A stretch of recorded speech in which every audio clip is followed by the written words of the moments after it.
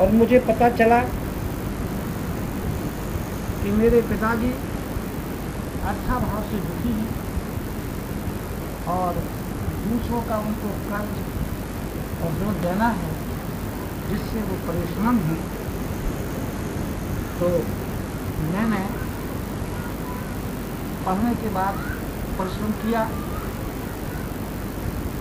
काम करने में दिन रात एक कर लिया और एक करने के बाद एक दिन वो दिन आया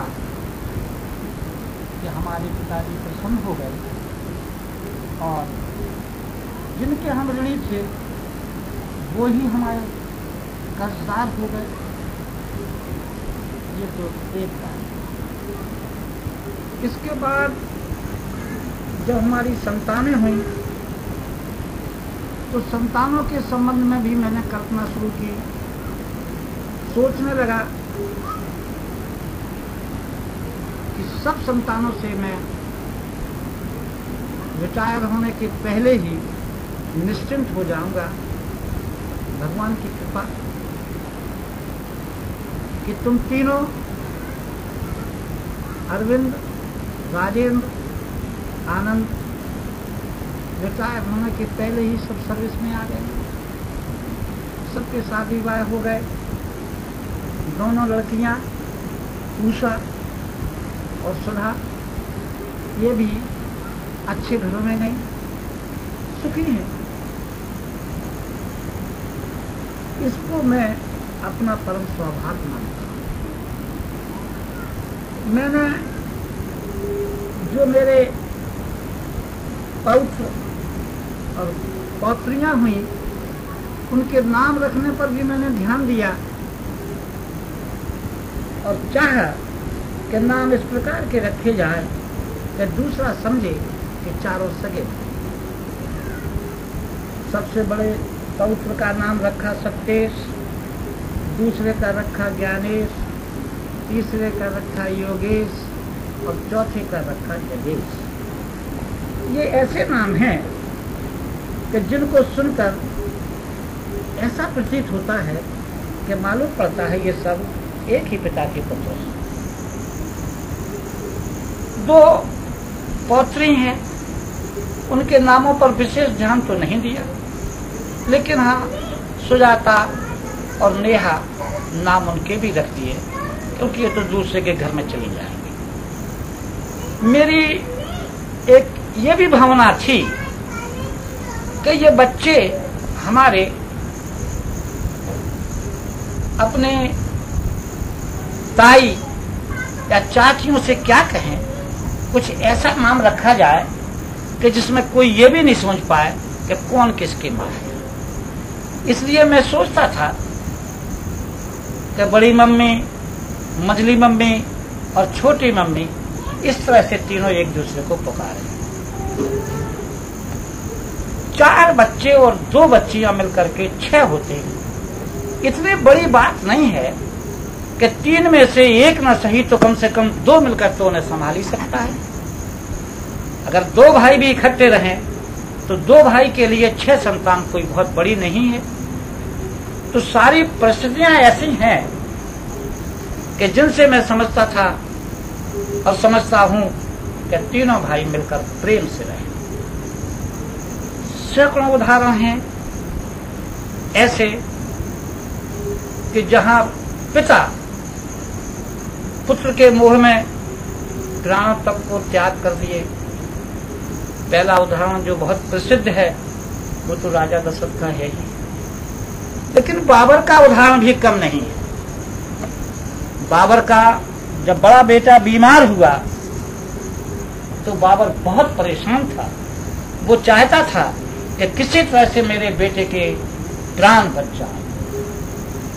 बहुत से लोग आए, विद्वान आए, पंडित आए, ज्योतिषी आए, दवा दारू हुई, लेकिन बेटे को कोई लाभ नहीं होता। बाबर पुत्र के शोक में परेशान था। एक मौलवी आया और उस मौलवी ने कहा कि राजन, एक उपाय से आपका बच्चा बच सकता है। बाबर ने पूछा वो कौन सा उपाय है? कहा कि जो तुम्हारे पास सबसे कीमती चीज हो, अगर वो आप खैरात कर दें, दान कर दें, तो तुम्हारे बेटे हुमायूं के प्राण बच सकते हैं। जब ये सुना तो उसके वजीर उनको सलाह देने लगे कि महाराज, आपके पास सबसे कीमती चीज कोहिनूर हीरा है, इससे कीमती चीज तो संसार में कोई है ही नहीं। इसलिए महाराज एक काम करो, ये कोहिनूर हीरा आप दान कर दो, जिससे हुमायूं तुम्हारे बेटे के प्राण बच जाए। बाबर ने बहुत सोचा और कहने लगा कि नहीं नहीं, कोहिनूर हीरा से भी कीमती मेरे प्राण हैं, जो कोहिनूर हीरा से कहीं ज्यादा कीमती है। मैं पुत्र के लिए अपने प्राणों को त्यागने को तैयार हूं। उसने अल्लाह से और भगवान से यह प्रार्थना की कि हे भगवान, मेरा बेटा हुमायूं जी जाए और उसके बदले में मेरी जान ले ली जाए। उसने उसकी चारपाई का एक परिक्रमा किया। कुछ इत्तेफाक समझो, भाग समझो, या भगवान ने मानो उसकी प्रार्थना सुन ही ली। बाबर बीमार पड़ने लगा और हुमायूं अच्छा होने लगा। बाबर मर गया और हुमायूं अच्छा। तो मैं अपनी बात को ज्यादा लंबाऊं और उदाहरण दूं इस तरह के कि कितने पिता थे इस तरह के जिन्होंने पुत्रों के लिए प्राण दे दिए। तो ऐसे उदाहरण भी मौजूद हैं कि जिन पुत्रों ने अपने पिता के लिए भी सर्वस्व कर दिया। उनमें से श्रवण कुमार का उदाहरण तो एक प्रसिद्ध ही है। ये हमारा भाग्य है, सौभाग्य है कि मैं हिंदू धर्म में पैदा हुआ। हिंदू धर्म में माता और पिता और पुत्रों के क्या कर्तव्य है एक दूसरे से, इसके सैकड़ों उदाहरण भरे पड़े हुए हैं। और हम रामायण को पढ़ते हैं। रामायण में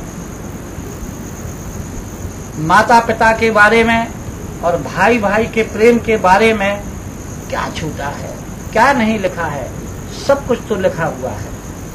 तो अगर हम इन बातों पर ध्यान दें तो कोई ताकत नहीं है कि हमारे इन आदर्शों को कोई मिटा सके, हम इन आदर्शों से दूर हो सके। हमें केवल जरूरत है अपने उत्कट स्वार्थ को छोड़ने की। हमें जरूरत है कि मैं न रहे, मैं तू बन जाए, और तू न रहे, तू मैं बन जाए। जब मैं होता हूं और तू होता है, वही नरक बन जाता है। यदि मैं तू बन जाए, तू मैं बन जाए, तो फिर स्वर्ग हो जाता है। एक बालक अपनी सगी बहन को कोई चोट पहुंचा देता है, माता पिता को इसकी खबर लगती है, तो उसे कभी उस बेटे पर इतना क्रोध नहीं आता है जिसने उस बेटी को चोट पहुंचा दी। लेकिन कहीं अगर उसके चचेरे पुत्र ने वो चोट पहुंचाई होती तो उसे कहीं ज्यादा क्रोध आता, ज्यादा गुस्सा आता, ज्यादा गलती महसूस होती। इसका मुख्य कारण यह है कि उसका मैं और तू बन गया है। मैं तू और तू मैं नहीं बन सका। तो अगर हम मैं को तू बना दें और तू को मैं बना दें तो ये सारे काम सरल हो जाते हैं। इसलिए ये बात मैं ऐसी कह रहा हूं जो मेरी एक अंतिम बात है कि मेरी ये कल्पना है कि तुम तीनों भाई और तीनों बहुएं इस तरह से मिलजुल कर रहना, एक दूसरे के दुख में ऐसे रहो कि कोई